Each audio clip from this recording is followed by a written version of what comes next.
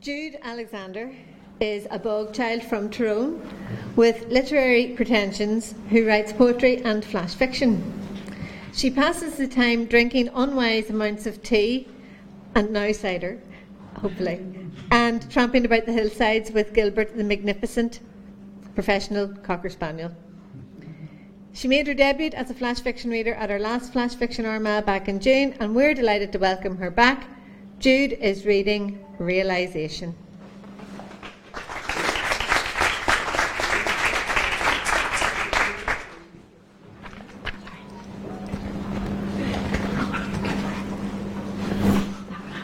Just hoping this doesn't go crazy on me now.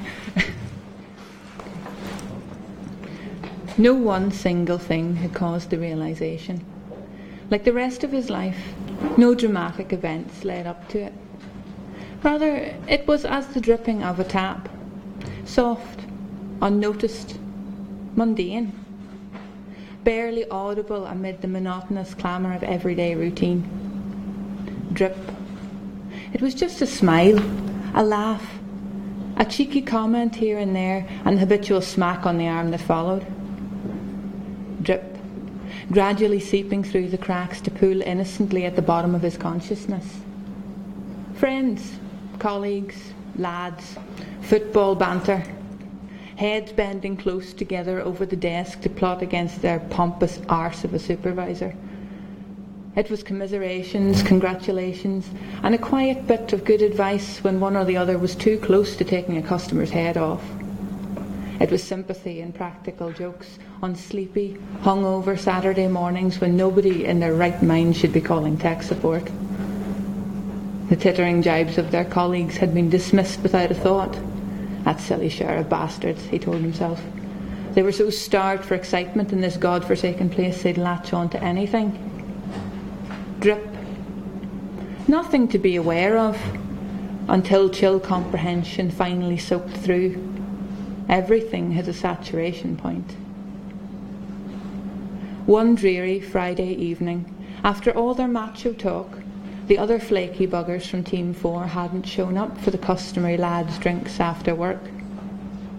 Suddenly it was just the two of them, idling the evening away amongst the cheap lights and cheap pints. Two friends, sitting alone in a sea of people, setting the world to rights, complaining about work. The supervisor really was an arse. Talking about everything and nothing at all. Drip. That smile at some bitchy comment he'd made. The peals of hysterical laughter that left him both wheezing and breathless over something so foolish he'd never be able to remember later. A hand casually ruffling his hair. The lazy pressure of a knee against his thigh as they shuffled over to let some reeling punters past. The tilt of that throat in the gaudy flicker of the games machines, all highlights and hollows in 5 o'clock shadow. The Adam's apple working as he drained his pint. He caught himself staring and forced his eyes away. Drip. Saturation point. Realisation. Perhaps the teasing hadn't been so far from the mark after all. His chest ached. Two friends. Idiots who couldn't do what everyone else could. The walk home was quiet and bittersweet. Sometimes their arms bumped gently as they crunched along the icy pavement to the taxi rank, the longest and shortest street in creation. One last hug. A strong grip on his shoulder, lingering for just a moment, and that wonderful smile again, gentle now under the muted glow of the street lights. Then it was over. He did not ask to share the cab, and all too soon he was standing alone.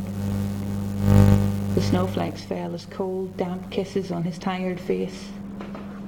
Eventually he turned towards home. Thank you.